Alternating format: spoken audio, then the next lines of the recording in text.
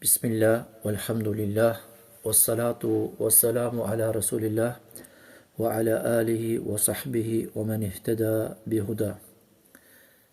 Me emrin e Allahut, falënderim takon vetëm Allahut, lavdërit me shpëtimin e Allahut, qoftë me të dërguarin e Allahut, me familjen e tij, shokët e tij dhe mbi çdo kënd që udhëzohet me udhëzimin e tij.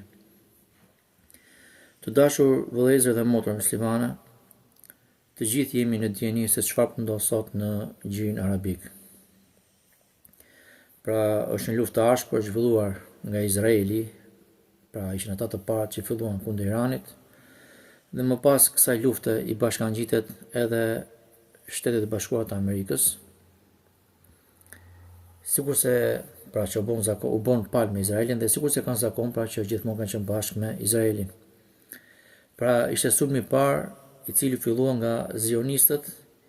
Pra sulmi i parë ishte direkt ndaj një shkolle femrash në Iran, ku vdiqën 170 persona. Më pas, Irani i kundërpërgjigjet Izraelit, po ashtu edhe Amerikës, duke sulmuar bazat amerikane që ishin të përqendruar në shtetet arabe, për në vendet e gjirit. Gjë që detyroi SBA-n pas një farë kohe që të shpërngulte të gjitha bazat që i ka pasur vendosura diku në gjirin arabik, por t'i zhvendosur po në baza të tjera, po në vende të tjera. Dhe me thëdhimin e luftës, njerëzit filluan të komentojnë, pati edhe për aty që ishin tifozë që brohorisin pra kush kundër Amerikës dhe Izraelit, kush kundër Iranit. Dhe ajo që është për të ardhur çudi është se si shumë prej ignorantëve, fanatik, filluan të përdorin suratul Rum. Pra, është sura që Allah subhanahu wa taala ka përmendur në Kur'an. Pra, filluan të përmendin suratul Rum në këtë luftë, duke bashkangjitur pra kësaj lufte.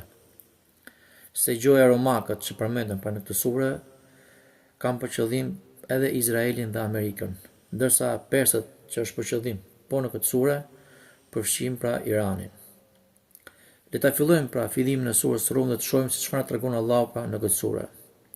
Ka thënë Allah i lartësuar në Kur'an, pra në këtë sure, ka thënë Allah i lartësuar: Alif Lam Mim ghulibatir Rum fi adna al-ardi wa hum min ba'di ghalabihim sayaghlibun fi bid'i sinin lillahi al-amru min qablu wa min ba'd wa yawma idhin yafrahu al-mu'minun bi nasrillah yansuru man yasha wa huwa al-azizur rahim wa'ada Allah La yukhlifu Allahu wa'dah, walakin akthara an-nasi la ya'lamun. Alif Lam Mim. U mundon romakët bizantinët në tokën më të ulët, dhe ata pas humbjes së tyre do të fitojnë. Brenda disa viteve. Allahut i përket parë dhe pas kësaj çështjeje. Në atë ditë që do të gëzohen besimtarët. Me ndihmën e Allahut që ai ndihmon këtë doj dhe është i plotfuqishmi dhe mëshirëploti. Ky është premtimi i Allahut. Nuk e thyen Allah premtimin e tij, por se shumica e njerëzve nuk e din. Pra, këto ajete pra deri tek ajeti 6 që kanë lidhje pra me këtë çështjen e romakëve, që është bërë një luftë pra ndërmjet romakëve dhe persëve. Pra në kohën e pejgamberit sallallahu alaihi wasallam në periudhën e Mekës, pra në atë kohë, persët kanë qenë perandori e madhe dhe kanë qenë idhujtar, adhurues të zjarrit. Dhe po ashtu ka qenë dhe perandoria romake, po ashtu dhe një perandori e madhe, e cila ishin pra të cilët ishin ehlit kitab, pra ishin të krishterë. Dhe është bërë një luftë të përgjakshme pra ndërmjet romakëve dhe persëve për në atë kohë. Dhe kjo luftë ka ndodhur pra në kufi me Sham, në pjesën e Shamit, në pjesën më të ulët të tokës.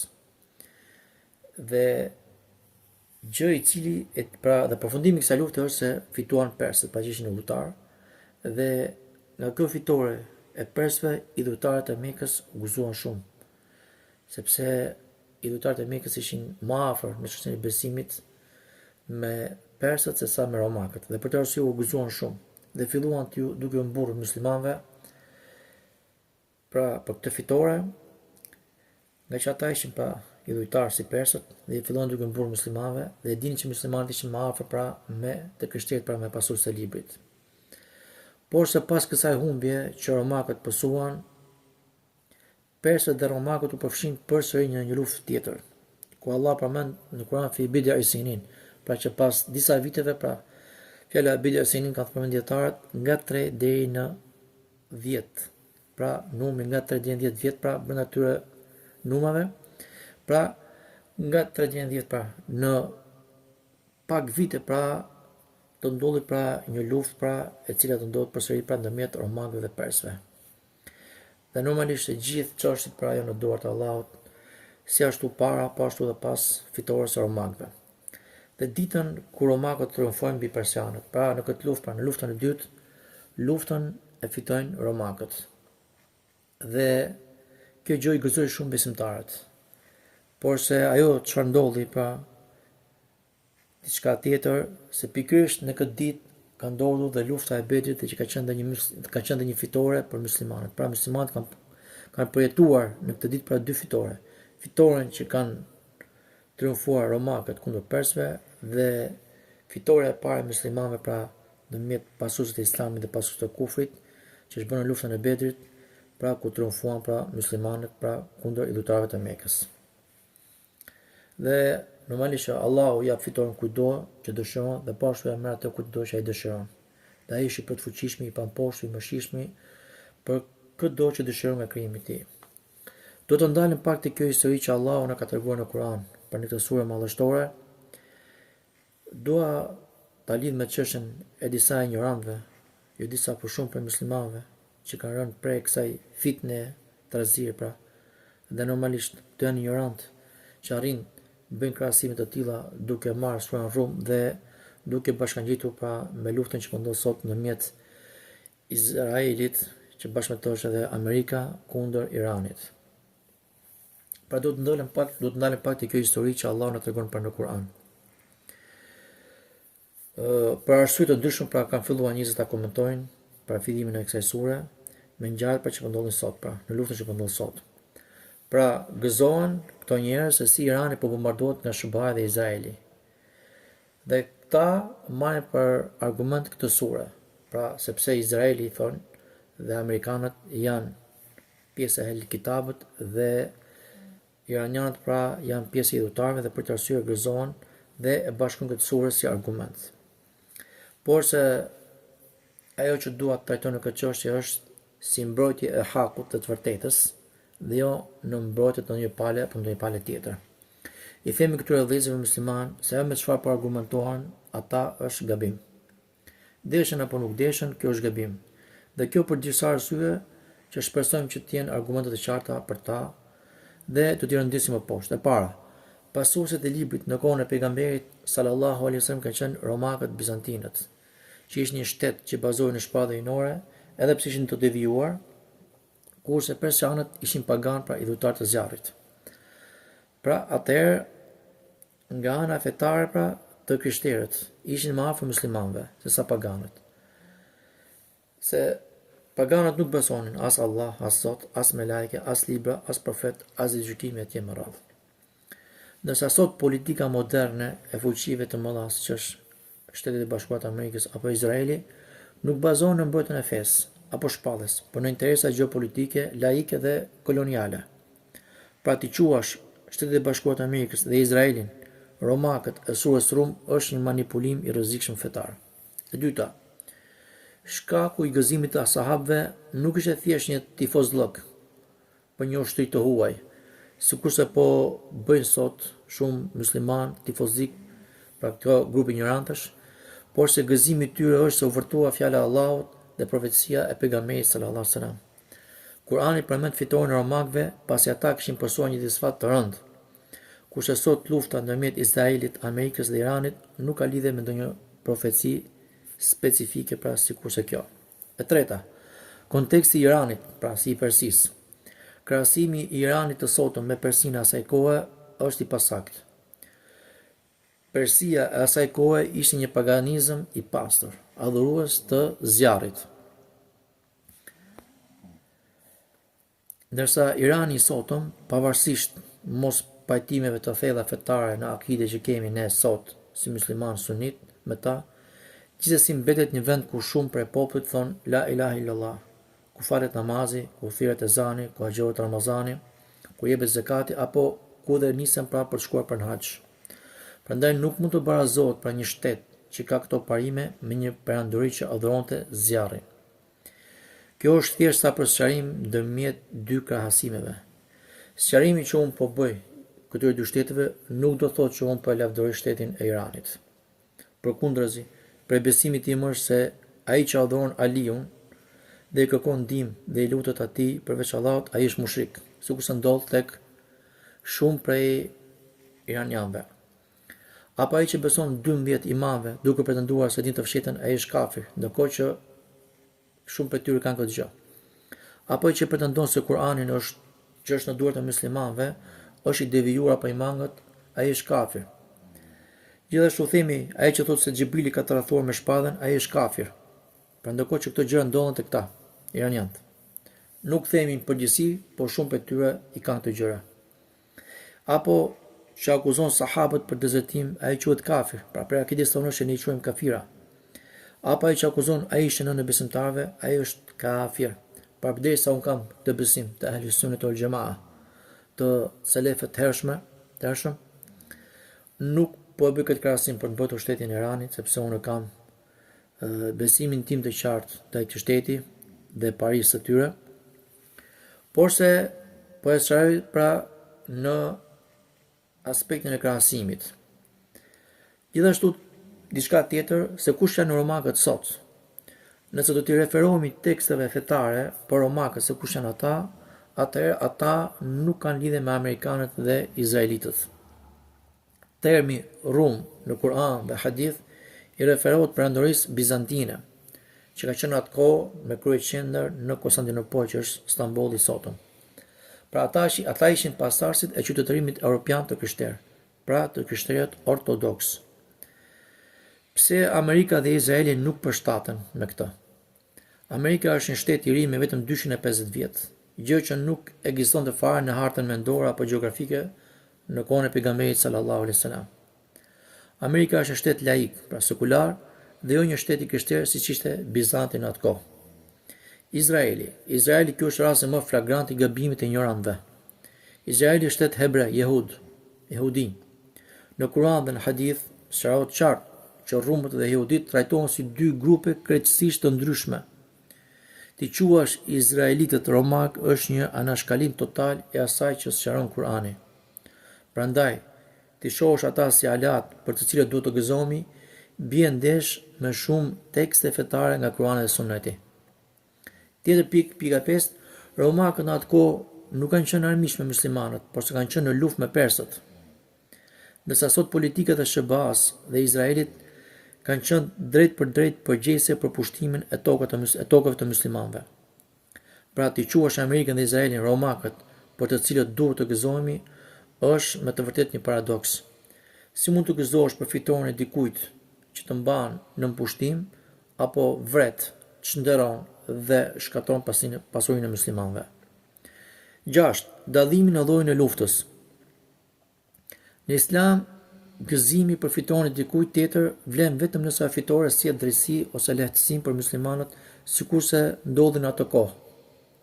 Por se historia ka treguar se fitoria e SBA-s dhe Izraelit në rajon nuk ka sjell kurrë drejtësi apo lehtësim për muslimanët, por se ka prodhuar instalim të diktaturave dhe kaos.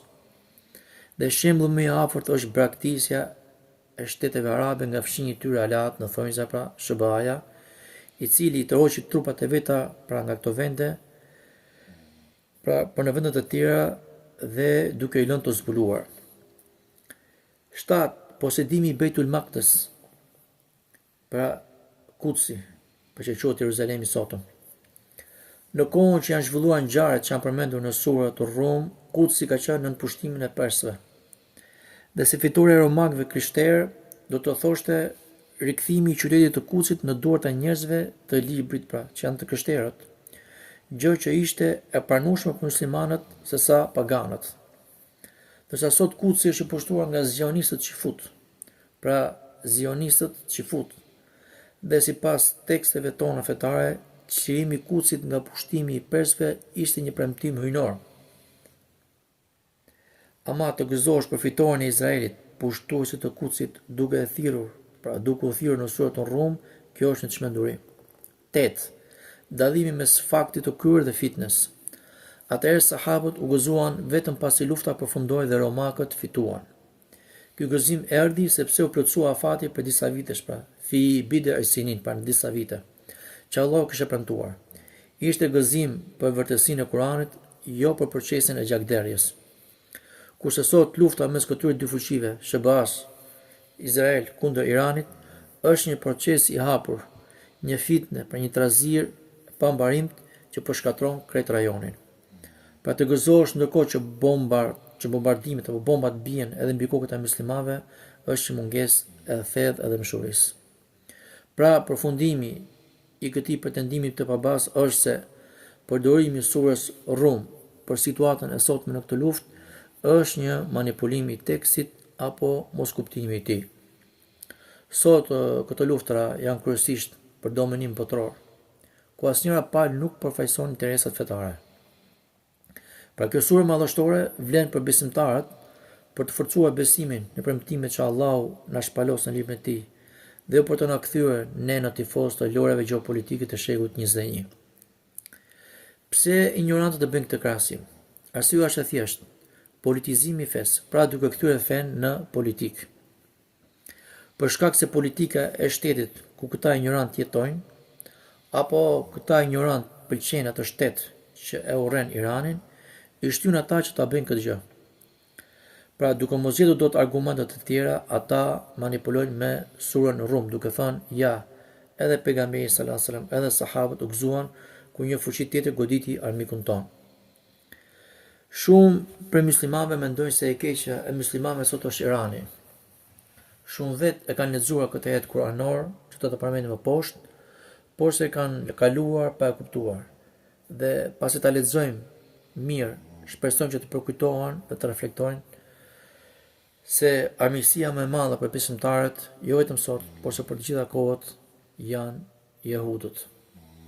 Ka thënë Allahu i lartësuar në Kur'an: لتجدن أشد الناس عداوة للذين آمنوا اليهود والذين أشركوا ولتجدن أقربهم مودة للذين آمنوا الذين قالوا إنا نصارى ذلك بأنهم قسيسين ورهبانا وأنهم لا يستكبرون. Me siguri keni për të gjetur se njerëzit me armiqësi më të ashpër ndaj besimtarëve janë jehudët dhe ata që bëjnë idhujtari. Dhe të gjesh që më afër tyre në dashuri ndaj atyre që kanë besuar janë ata të cilët thanë se ne jemi nesara të krishterë. Kjo për shkak se prej tyre ka përftërin dhe murgj dhe se ata nuk bëjnë mendjemasi. Suratul Maide, ajeti 82. Pse jehudët?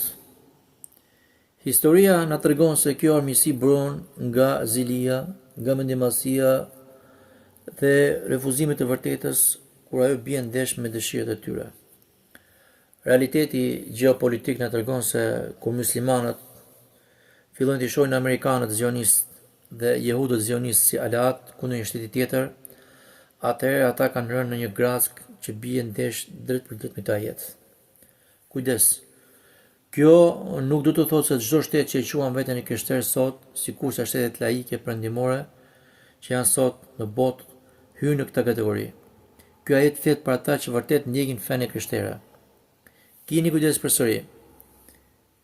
Ata që thonë se Irani është më i rrezikshëm se Izraeli, në fakt po thonë se mendimi i tyre politik është më i saktë se vlerësimi i Allahut në Kur'an. Zionizmi sot nuk është thjesht një lëvizje politike, por se është mëshirimi i asaj armiqësie të ashpër që përmend ajeti, e cila shihet çdo ditë pra në Palestinë.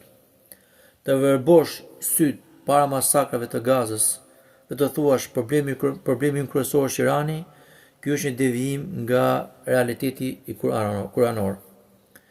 Dhe pyetje për reflektim. Si ka mundësi që disa shtete ndihen më të sigurta në aleanca me ata që Allahu i quajti armiqt më të ashpër, sesa me vëllezërit e tyre që falen drejt të njëjtës kible? Ku aktualiteti tregon qartë se shtetet e shumë vendeve muslimane pra janë të përçara. Në këtë luftë janë përfshirë 3 koka të kufrit. E ata janë qifutët zionist që janë Izraeli, me evangelistët zionist që janë Amerika, kundër shijave Rafidhi që është Irani. Pra një luftë e zhvilluar, një luftë e filluar nga qifutët zionist dhe pasuar dhe ndihmuar nga evangelistët zionist për të shkatëruar sistemin shiit Rafidi aktual. Pra duke interesuar që ta zëvendësojnë këtë sistem aktual me një sistem të ri që të jetë në nënbindjen e zionistëve. Por së deshi Allahu që këta kufar të hajnë kokat dhe kockat e tyre, derisa t'i ulin kokën njëri tjetrit dhe ta lodhin pra njëri tjetrin, dhe derisa të shkojë drejtësia në fund. Kjo është drejtësia e Allahut, kur e keqja konsumon vetveten duke u dhënë frymarrje të tjerëve. Allahu subhanahu wa taala i bën zullumçarat mjete të ndëshkimit për njëri tjetrin. Në vend që të bashkohen kundër të mirës, ata i harxojnë energjitë, fuqitë, pasuritë dhe forcën e tyre duke luftuar mes njëri tjetrit. Ka thënë Allahu i lartësuar në Kur'an: "Wa kadhalika nu'alli ba'da adh-dhalimina ba'da bima kanu yaksibun." Dhe kështu ne i bëjmë disa zullumçar që të sundojnë mbi disa të tjerë dhe kjo si pasojë për çfarë ata kanë fituar. Në suratul An'am, ajeti 129. Pra i ka bërë Allahu në këtë luftë që të sundojnë njëri tjetrin dhe të dobësojnë njëri tjetrin, duke qenë një përgëzim për besimtarët dhe nga këta 3 armiq ku muslimanët pra janë notuar gjatë gjithë kohës historikisht. Dhe këta 3 armiq janë pra që përmendëm më sipër, të parët izraelitët pra qifutët zionist që kur pushtuan tokën e Palestinës nuk kanë lënë dredhi dhe luftë pa bërë për të shkatëruar muslimanët. Qoftë kjo haptas apo fshehetas. Me qindra mijëra muslimanë janë vrarë nga duart e kriminalëve të qifut zionist, ku nuk kanë kursyer as edhe fëmijët e vegjël. Armiku numër 2 janë amerikanët evangelistët zionist, të cilët janë kriminalët më të mëdhenj të historisë. Ata janë vrasësit, pra janë kriminalët më të mëdhenj të njerëzimit. Një statistikë që është bërë që nga viti 1971 e deri në vitin 2021, ata kanë vrarë 38 milion njerëz. Mos themi pastaj çka kanë bërë më para. Pra 250 vjet si shtet, ku 93% e moshës të këtij shteti ka kaluar në luftra, që do më thonë 222 vjet me luftra, rreth 95 luftra në total. Vetëm vendet muslimane që nga viti 2001 e deri më sot, pra rezultojnë 5 milion musliman të vrarë. Në Afganistan, në Pakistan, Irak, Siri, Yemen, Somalia, etj. më radhë. Dhe mos pyet pastaj për dëmet, sëmundjet që i kanë shkaktuar këtyre vendeve muslimane. Dhe armiku numër 3 janë shijat Rafidha, adhuruesit e varreve që në fillimin e tyre janë shuar për trazira dhe luftra kundër pasuesve të sunetit. Kush e di sa herë i kanë tradhuar dhe shitur muslimanët, dhe historia është mbushur plot me ngjarje të tilla. Po ashtu edhe këta, pra shijat Rafida, kanë vrarë me qindra mijëra musliman gjatë gjithë historisë dhe argumenti më i freskët është vrasja e pasuesve të sunetit në Irak dhe në Siri. Dhe gjithashtu kjo ka qenë me mbështetjen e shërbimeve amerikane dhe izraelite. Pavarësisht se çështjet tash pra kanë kaluar në të krah të kundërt, pra gjithmonë kanë qenë aleat të njëri tjetrit, ama ka pas raste që i prishin marrëdhëniet, sikurse ka ndodhur tash që janë shpallë për armiqtë të përbetuar të njëri tjetrit. Allah subhanahu wa taala i ka bashkuar të 3 këta armiq të Islamit duke i dënuar me njëri tjetrin.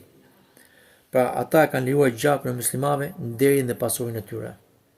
Dhe ky është suneti i Allahut, ligji i Allahut, ku padrejtësia herët avon kthehet përmes vet autorëve të saj. Dhe kjo është një lehtësim dhe përgëzim për muslimanët dhe një reflektim i qartë. Fakti sot që këto fuqi janë në luftë të ashpër me njëri tjetrin është një favor dhe mundësi bashkimi dhe organizimi përmbar muslimanët pra në gjithë botën.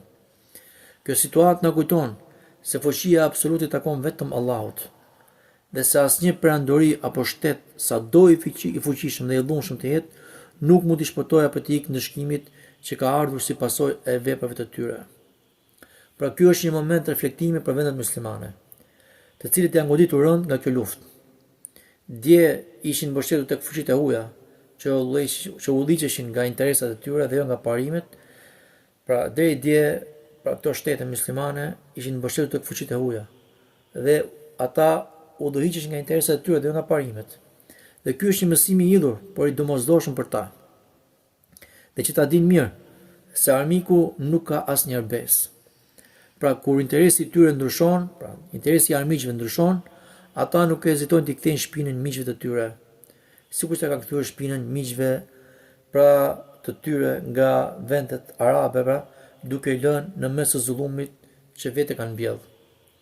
Shembulli i pabesisë dhe braktisjes së vendeve muslimane nga amerikanët, pra shikoni se si ata pasi morën goditje të rënda në bazat e tyre, ata menjëherë u shpërngulën në vendet të tjera duke i lënë miqt musliman arab pra në baltë.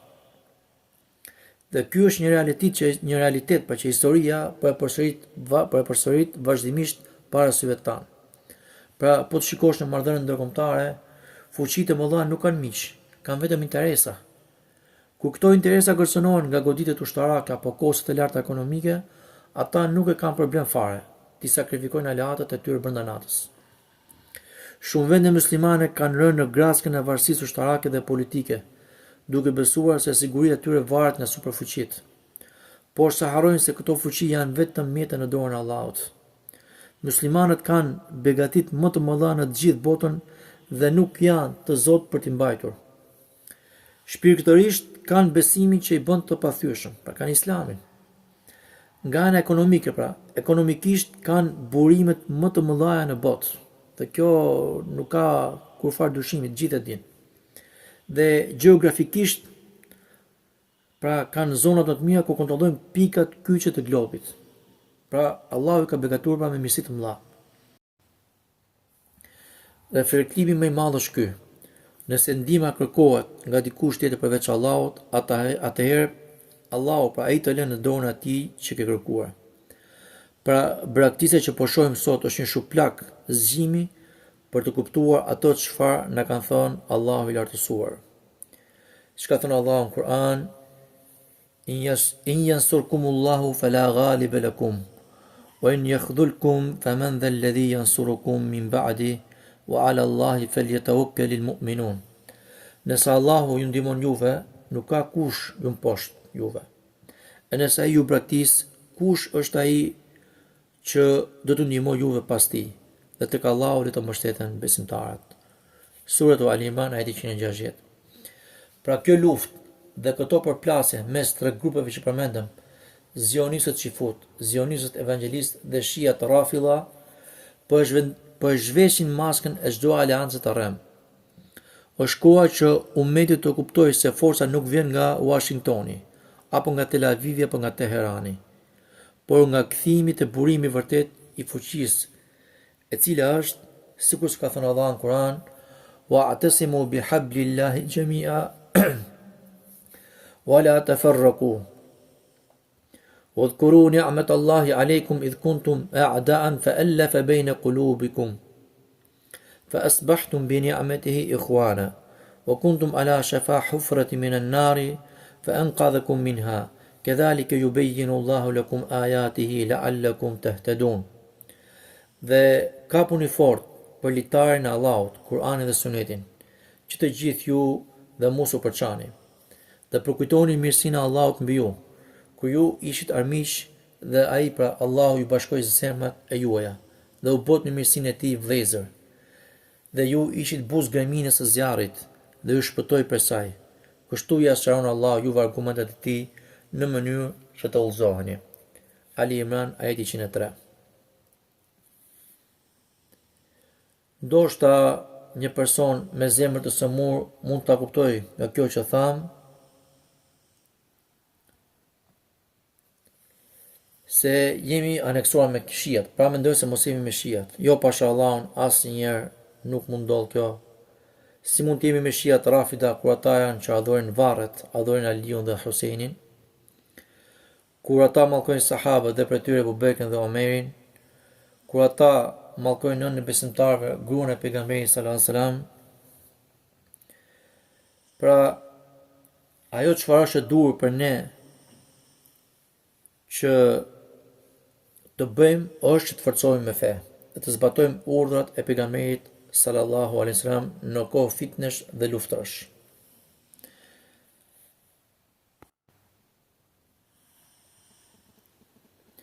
Në këto kohë fitnesh duhet që besimtarët të angazhohen me adhurim dhe Allahut të lartësuar. Pra, ju bëj thirrje pra vëllezërve musliman të shtoni sa më shumë adhurimet, preokuponi me leximin e Kuranit, sidomos që aktualisht jemi në muajin e Ramazanit, muajin e Kuranit, jepini rëndësi librit të Allahut duke mësuar mirë atë. Po ashtu merruni me kërkimin e diturisë, duke kërkuar diturinë e saktë. Po ashtu merruni me dhikr, me përmendjen e Allahut, merruni me thirrje në rrugën e Allahut, ftoni të tjerët para në këtë fe dhe mos u bëni palë ndonjë grupi apo shteti. Prandaj kur plasin trazirat dhe përçarjet, atëherë besimtari largohet bashkë me fenë e tij, duke u shpërngulur nga trazira për në adhurim. Dhe i braktis ata njerëz që janë në këtë gjendje. Sepse kjo kohë është ku njerëzit hutohen dhe nuk dinë se nga të shkojnë, kurse besimtari i zgjuar është i matur dhe përqendrohet tek ajo që jep zgjidhje dhe ai është adhurimi i Allahut. Ka thënë pejgamberi sallallahu alaihi wasallam, el-ibadatu fil harji ka hijrati ilayya. Adhurimi në kohë luftrash është sikurse hijreti pra tek unë. Të hadithet transmeton Imam Muslim në Sahihun e tij.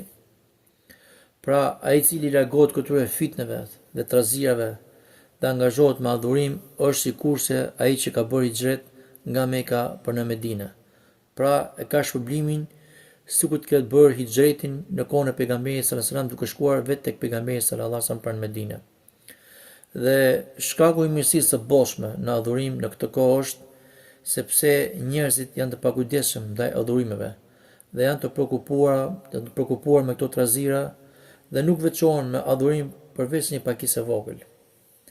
Pra ashtu sikurse besimtari që bën hijret dhe braktis shtëpinë e tij, vendin e tij dhe dëshirat e tij, po ashtu ai braktis fitnë dhe trazirat.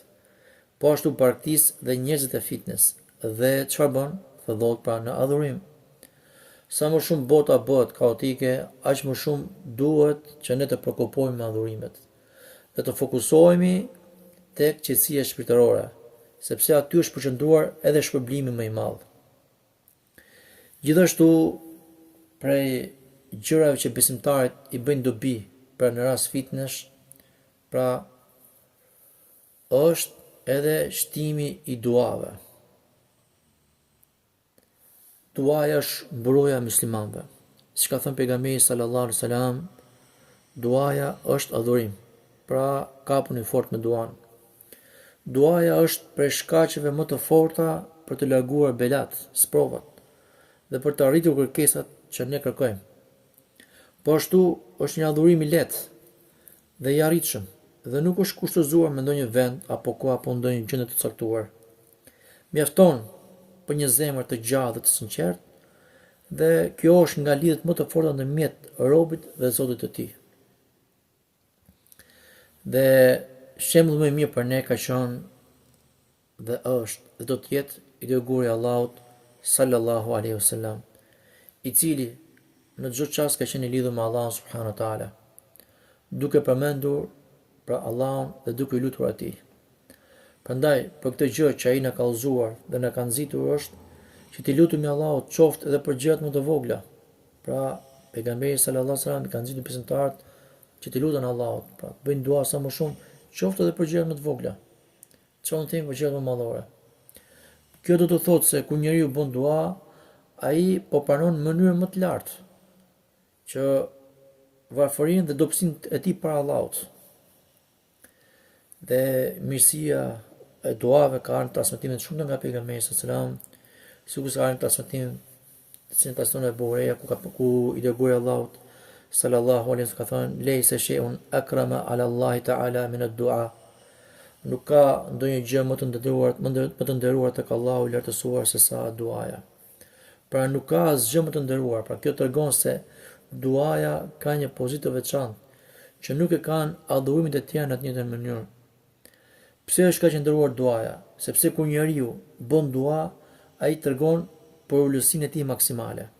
Para pranon se është i pafuqishëm dhe se vetëm Allahu, pra Zoti i tij, është ai i cili ka fuqi mbi çdo gjë. Dhe kjo është nga esenca e tauhidit.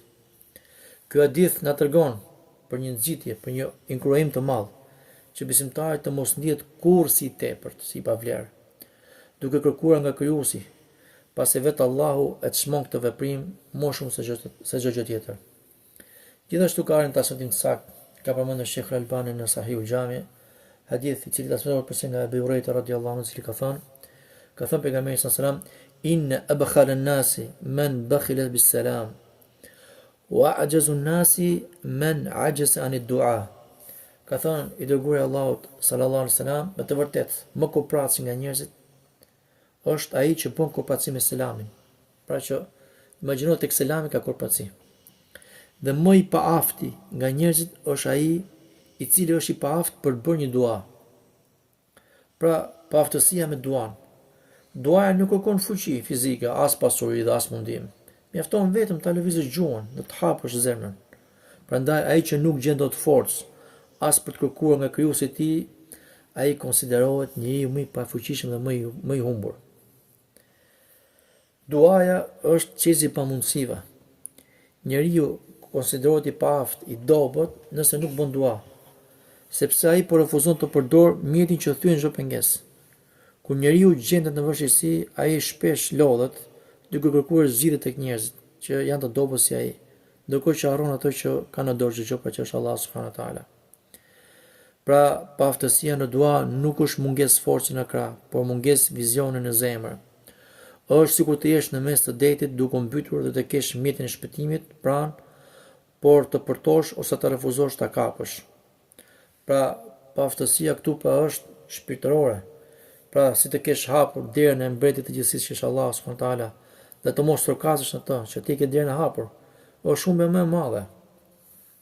Dhe pashtu pra, kjo është edhe një lloj kibri, pra një lloj mendimasie, krenarie, rrem. Shpesh mungesa duas nuk vjen vetëm nga harresa, por nga një lloj mendimasie e fshehur, gjë për të cilën ka përmendur Allahu në Kur'an: "Wa qala rabbukum ud'uni astajib lakum, innal ladhina yastakbiruna an ibadati sayadkhuluna jahannama dakhirin." Ka thonë Zoti juaj, më lutni që t'ju përgjigjem. Pra t'ju përgjigjem juve. Me të vërtet, ata të cilët bëjnë mendimasi ndaj adhurimit tim, prandaj duas, do të hyjnë në xhehenem të poshtruar. Sura Ghafir ajeti 60. Gjithashtu vlen për të përmendur se çdo besimtar pra të ta njohë atë veten e tij dhe mos ndryjë në çështje që nuk i takojnë. Apo janë çështje që i takojnë pra dietarëve të mëdhenj. Dhe këtë gjë na përmend Allah në Kur'an ku thotë: "O idha ja'ahum amrun min al-amni aw al-khawfi adha'u bihi wa law radduhu ila ar-rasuli wa ila uli al-amri minhum la'alimahu alladhina yastanbitunahu minhum wa law la fadlu Allahi 'alaykum wa rahmatuhu lattaba'tum ash-shaytana illa qalila." Dhe kur atyre vjen ndonjë lajm që ka të bëjë me sigurinë, paqen ose me frikën o rrezikun, ata e përhapin atë menjëherë.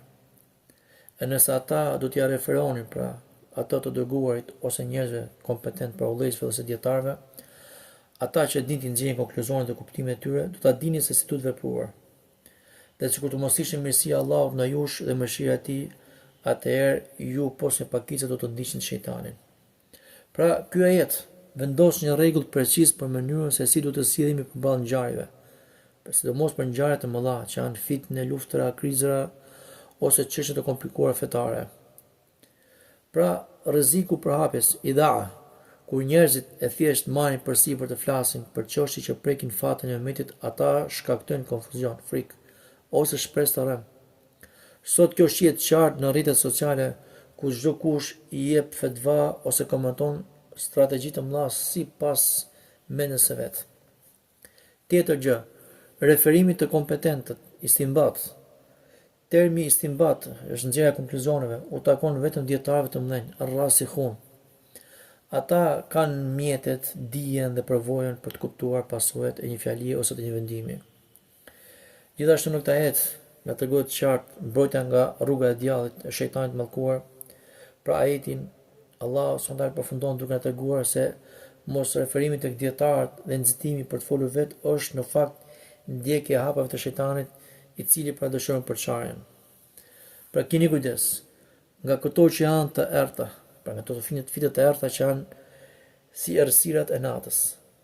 Keni kujdes pra nga fitet të tilla, sepse jehudët janë të shquar për të përhapur luftra dhe fitne dhe i gjuajnë shumë mirë këto errësira.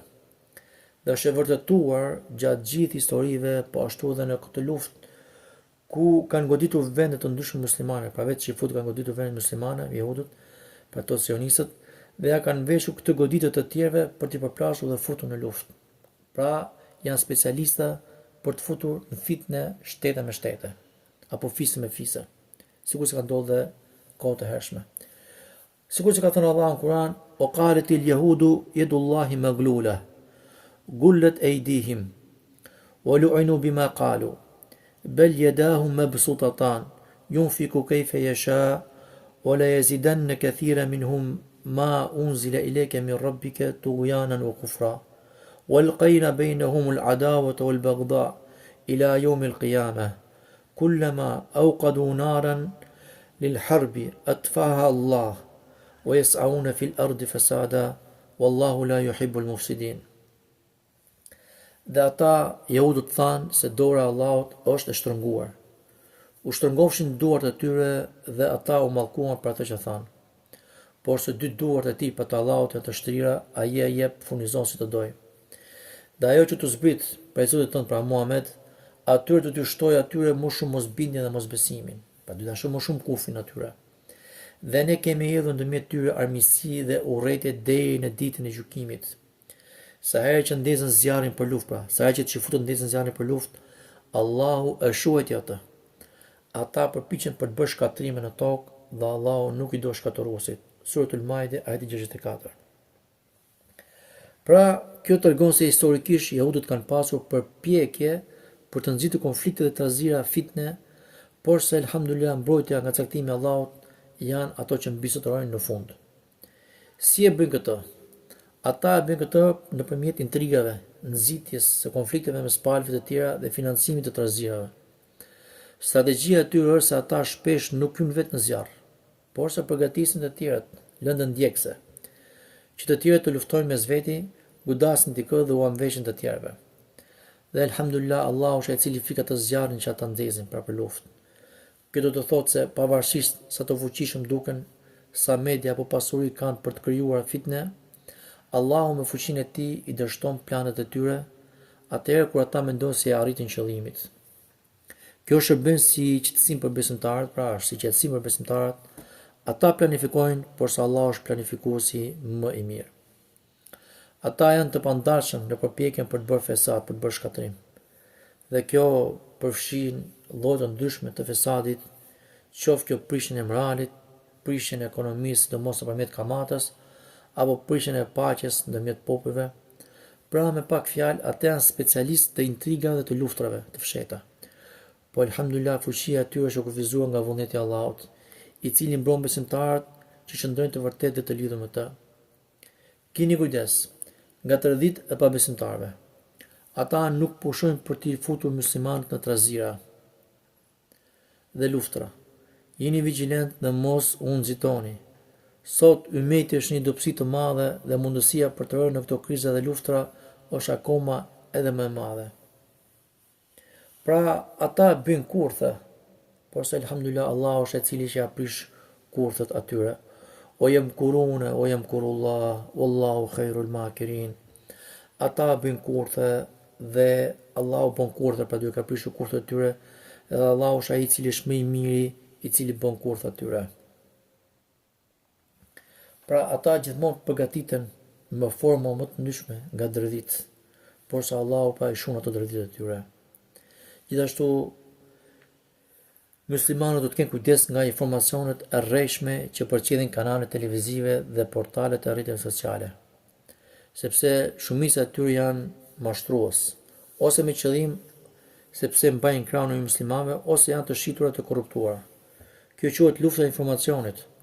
Pra ku media të ndryshme, media nuk shërben më për të treguar të vërtetën, por se është si një armë për të manipuluar mendjet dhe zemrat e njerëzve. Pse media mban krahun e jo muslimanëve? Pra portalet dhe televizionet shpesh janë të shitura, pra është interesi financiar në mes. Financimet vijnë nga qarqe që kanë interes në dobësimin e botës islame. Mjete për fitne, qëllimi është që muslimanët të ndjen inferior, të fiksuar ose të përçar. Po ashtu luftë psikologjike. Ata paraqesin të vërtetën si gënjeshtër dhe gënjeshtën si të vërtetë, për të humbur besimin tonë te vëllezërit tanë dhe te parimet tona. Por se besimtari duhet të ketë pra një filtër të fortë kur i shikon këto lajme. Pra duke marrë parasysh se cili është burimi, nëse burimi është i njohur për mirësinë e Islamit, lajmi i tij merret me dyshim për të madh, pra duhet ta kontrollojë këtë lajm. Cili është qëllimi i këtij lajmi? Pra nëse lajmi nxit urrëtie mes muslimanëve apo mbron hapur agresorin, atëherë është pjesë e zjarrit të luftës që përmendëm më lart. Prandaj mos e lini veten të bombardoni nga lajmet e tyre që sillen vetëm ankth dhe konfuzion. Kërkoni burime të sakta dhe ndiqni ata që janë të njohur për korrektësi dhe që kanë në zemër interesin e Islamit dhe të muslimanëve. Mediat sot, pra janë shpesh magjia e kohës. Magjia e kohës son, që na bën të shohim gjëra që nuk ekzistojnë. Por se besimtari, alhamdulillah, që zgjuar ka dhënë Allahu zgjuarsi, nuk bie prej magjisë së portaleve, por e sheh botën me dritën e imanit dhe të vërtetës kuranore. Kështu që injoroni këta flisësira dhe mos i jepni rëndësi, derisa ta mbyllin atë gojën e fliqur. Injorimi i tyre nuk është dobësi, por është urtësi dhe mbrojtje për fen dhe mendjen tonë. Kur ne i injorojmë këto burime mashtruese dhe njerëzit që pravin fitnë të razira, ne arrim disa gjëra shumë të rëndësishme, pra, që u afikim zjarrin atyre. Sepse ata ushqen nga vëmendja dhe reagimet tona. Kur nuk i jepet rëndësi, zjarri i tyre fiket. Pra fiket vetvetiu, sepse nuk ka kush ta dëgjoj apo ta shpërndaj. Musliman, ruani qetësinë e zemrës, duke mos u marrë me fëllëqësitë e tyre. Ne elhamdulillah mbajmë zemrën të pastër për adhurim, për dua dhe për punë të dobishme. Musliman, ndiqni udhëzimin profetik. Pejgamberi sallallahu alaihi wasallam na ka mësuar se në kohë fitnesh, ai që qëndron ulur është më i mirë se ai që qëndron në këmbë. Prandaj, ai që nuk përzihet në fjalë të kota është më i shpëtuari. Gjua atyre rënd dhe sulmet në muslimanëve janë thjesht një reflektim i asaj që kanë brenda. Duke i lënë atë fllësinë e tyre në gojën e tyre, ne tregojmë se jemi më lart se ata dhe se prioriteti ynë është kënaqësia e Allahut dhe triumfi i vërtetës. Musliman, nëse doni shpëtim dhe kënaqëri, atëherë dijeni se atë keni tek feja juaj. Historia ka dëshmuar se sa që muslimanët e kanë kërkuar kënaqërinë, pra el-izza, diku tjetër përveç fesë të tyre, kanë përfunduar të përulur. Po kur u kapën pasitarët e Allahut, Kuranit dhe Sunetit, ata udhëhoqën botën me drejtësi dhe dritë. Ka thënë Allahu i lartësuar në Kur'an: "Men kana yuridu al-izza, falillahi al-izzatu jami'a." Kush dëshiron kënaqërinë, ta di se e tërë kënaqëria takon vetëm Allahut. Gjithashtu, sikur se ka ardhur në një transmetim nga pejgamberi sallallahu alaihi wasallam, i cili na tregon: "Idha taba'atum bil-'ayna wa akhadhtum adhnab al-baqar wa raditum biz-zar' wa taraktum al-jihada sallat Allahu alaykum thullan la yanzi'u hatta tarji'u ila dinikum." Të hadithe ka përmend Sheikh Albani tek libri Silsilatu Sahih, pa hadith është sakt. Ka thënë dërguari i Allahut sallallahu alaihi wasallam: kur të merreni me shitblirjen el-aine, një lloj kamate, dhe të merreni me bishtat e lopëve, dhe të kënaqeni me bujqësinë, dhe ta leni xhihadin, atëherë do të sundoj Allah mbi ju pushtrimin dhe nuk e largon atë pushtrim derisa të kthehen në fenë juaj. Pra ky është ai pushtrim që ka goditur ummetin islam sot.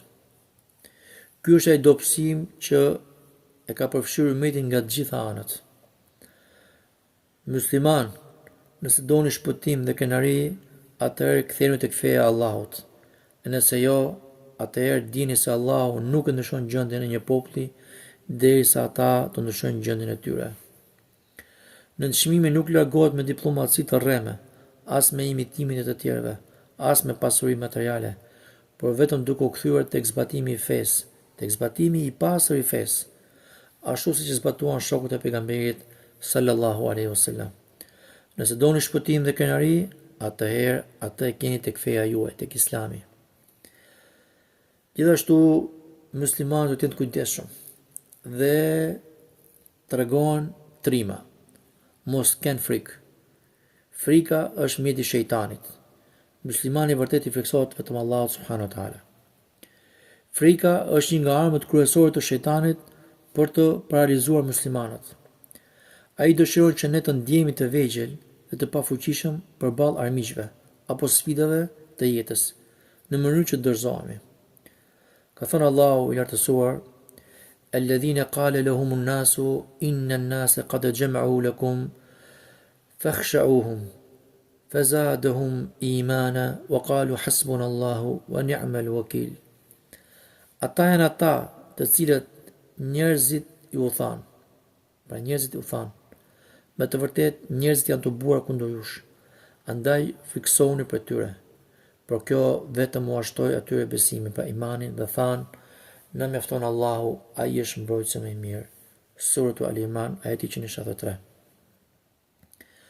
Për besimtarin e vërtet, kërcënimet nuk sjellin dëshpërim, por sjellin shtim të imanit, të besimit. Kur sfidat të rriten, besimtari mbështetet edhe më fort te Krijuesi i tij, sepse e di që çdo gjë është në dorën e tij. Hasbunallahu wa ni'mal wakeel. Pra, na mjafton Allahu, ai është më i miri mbrojtës. Kjo është fjala që mposhtë çdo ushtri dhe çdo frikë. Pra që do të thotë, na mjafton Allahu dhe ai është mbrojtësi më i mirë. Këtë fjalë ka thënë Ibrahimi alayhis salam kur hodh në zjarr, dhe po ashtu këtë fjalë kanë thënë shokët e pejgamberit sallallahu alajhi wasallam kur rrethuan nga armiqt, pra në një nga për luftave që ka bërë pejgamberi sallallahu pra kundër tyre armiqve, pra bashkë me sahabët e vet. Pra dhe kur janë rrethuar, kanë thënë pra këtë fjalë. Dhe Allahu pastaj ja hapi rrugën, i dha sukses dhe fitore. Frika ndaj njerëzve bën që të ikësh prej tyre, të ndihesh i poshtruar dhe të humbasësh shpresën. Kurse frika ndaj Allahut të bën të vraposh drejt tij, të ndihesh i sigurt, i mbrojtur dhe të jep kënaqëri. Nëse muslimani e mbush zemrën me frikë ndaj Allahut, aty nuk mbetet më vend për frikën ndaj jehudëve, mediave mashtruese apo intrigave të kësaj bote.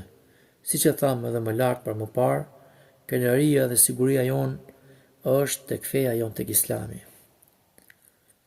Po ashtu që duhet të kemi parasysh, është detyrë për ne si ummet islam që të kthehemi tek Allahu dhe të pendohemi tek ai dhe mos të fajsojmë për këtë poshtrim që na ka kapluar, na ka goditur askënd përveç se veteve tona.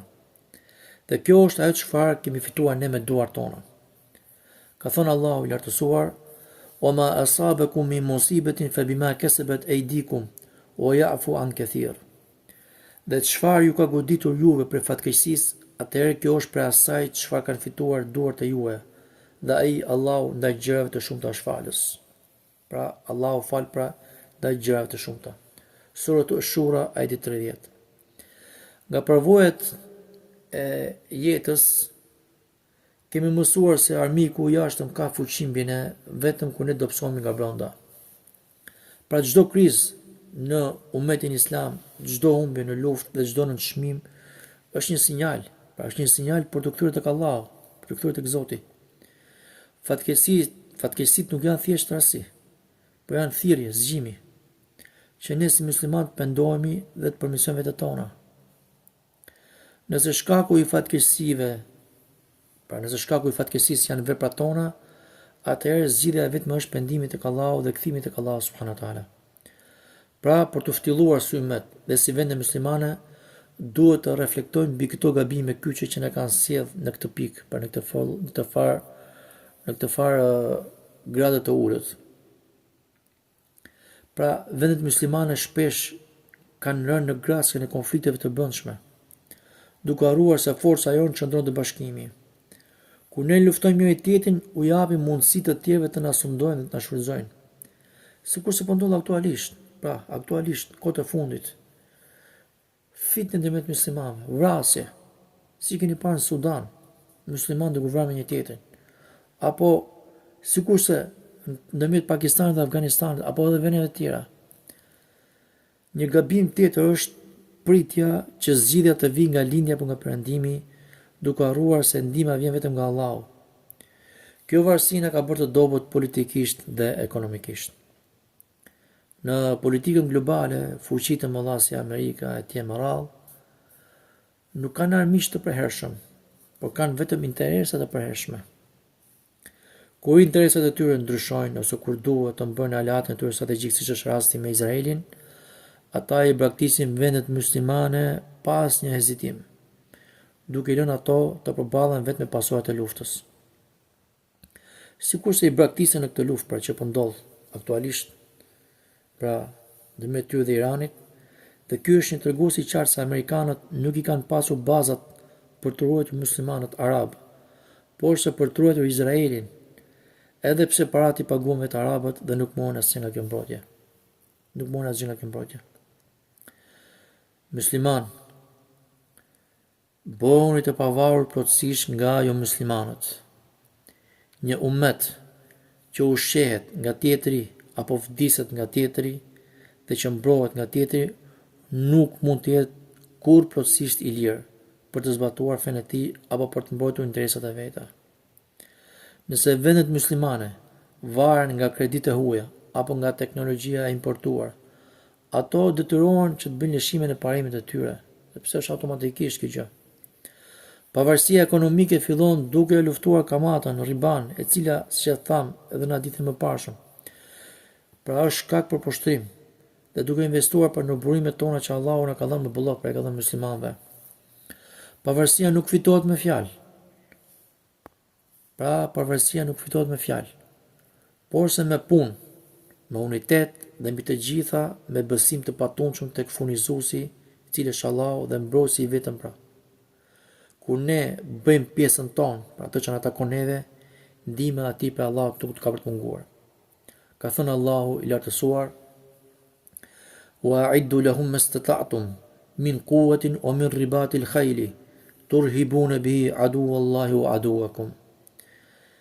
Dhe përgatituni kundër atyre, pra armiqve, sa të mundeni me forcë dhe me kuajtje shpejt, që të friksoni me të armikun e Allahut dhe armikun e juaj. Suratul Al-Anfal, ajeti 60. Pra Allahu na përmend në këtë ajet, pra dhe përgatituni, pra një urdhër i prerë, është emër, urdhër. Nuk po na thot prisni, por veproni dhe përgatituni, pra urdhër. Vepro dhe përgatitu. Pra çfarëdo që të keni prej forcës, pra gjithë forcën që e kemi, në maksimum pra ta shfrytëzojmë pra të përgatitemi.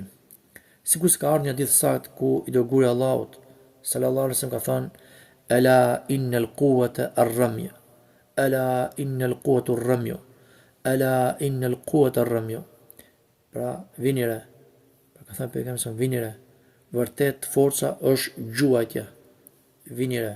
Vërtet forca është gjuajtja. Vini re. Vërtet forca është gjuajtja. Të hadith pra teston Imam Muslim në Sahihun e tij.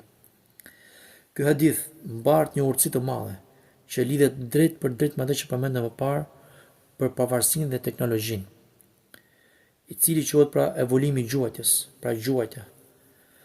Pejgamberi sa ka përmendur pra që forca është gjuajtja. Kohën e pejgamberit ka qenë harku, shtisa, shigjeta. Pra në kohën e pejgamberit sa gjuajtja ishte me hark dhe me shigjet. Dhe dietarët e ka shpjeguar se ky hadith është universal. Dhe ajo çfarë vjen në kohën tonë është pra gjuajtja përfshin teknologjinë e raketave dhe dronëve. Siç po e shohim sot në konfliktet aktuale që po kena përmendur pra rreth kësaj lufte për Iran dhe Izrael, Amerikë, gjuhëtja precize është ajo që përcakton forcën. Po ashtu edhe mbrojtjen kibernetike, edhe sulmet apo mbrojtja në rrjetet kompjuterike janë një lloj gjuhëtje moderne. Po ashtu artilleria dhe aviacioni. Çdo mjet që godet objektivin nga distanca pa pasur nevojë për përleshje trup me trup. Pse pikërisht gjuhëtja? Gjuhëtja simbolizon precizitetin dhe shkathësinë. Nuk mjafton të kesh armë nëse nuk di ta përdorësh ose nëse nuk i prodhon vetë. Kjo na kthen tek pika, pra nëse një vend musliman blen raketa nga dikush tjetër, por nuk ka kodet apo teknologjinë për t'i gjuajtur, ato sipas interesit të vet, ai nuk e ka forcën e vërtet për të cilën flet hadithi. Kur pejgamberi sallallahu alaihi wasallam e përsëriti 3 herë këtë fjalë, pra që më të vërtet forca është gjuajtja, ai i nxit muslimanët që të jenë mjeshtra të teknologjisë më të avancuar të kohës. Nëse vendet muslimane do të ndiqnin këtë udhëzim profetik, nuk do të prisnin leje nga fuqitë e huaja nga Amerika, nga Izraeli, sepse do ta kishin vetë në dorë mjetin që i fikson armikun e Allahut dhe armikun ton. Pra, mesazhi është i plot. Shpëtimi vjen duke kthyer fesë, por edhe duke u përgatitur me forcë për mbrojtje dhe dinjitet. Njëra pa tjetër nuk mjafton. Besimtari i fort lutet me zemër, por edhe përgatitet me mendje dhe me mjet. Dhe elusim Allahun që na bëj për atyre që e kuptojnë thellësinë e këtyre porosive profetike. Elusim Allahun e madhëruar që t'i bashkojë muslimanët në një rresht të vetëm, të palëkundur si një ndërtesë e fortë. Elusim Allahun që të na japë urtësi për t'i kuptuar gabimet tona përpara se t'i fajsojmë të tjerët. Elusim Allahun që të na forcojë me dituri, me pavarësi ekonomike dhe me fuqi mbrojtëse. Që të mos jemi kurrë në mëshirën atyre që luftojnë fenë e tij. Elusim Allahun që ta largojë frikën nga zemrat tona dhe ta zëvendësojë atë me besim të plot, duke mbështetur tek ai. Elusim Allahun që t'i bëjë duart tona mjet të ndërtimit të krenarisë dhe jo mjet të poshtrimit. Elusim Allahun që të na forcojë larg pangësinë për të dalluar këto fitne përpara se të bien mbi ne. Elusim Allahun që të na ruaj nga fintet, trazirat e dukshme të padukshme. Me të vërtet Allahu është ai i cili përgjigjet lutjeve tona. Walhamdulillahi rabbil alamin. Wa sallallahu sallam ala nabiyyina Muhammad wa ala alihi wa sahbihi ajma'in. Subhanakallahumma bihamdik, ashhadu an la ilaha illa anta, astaghfiruka wa atubu ilayk. Allahu yashfir al-hatmiya.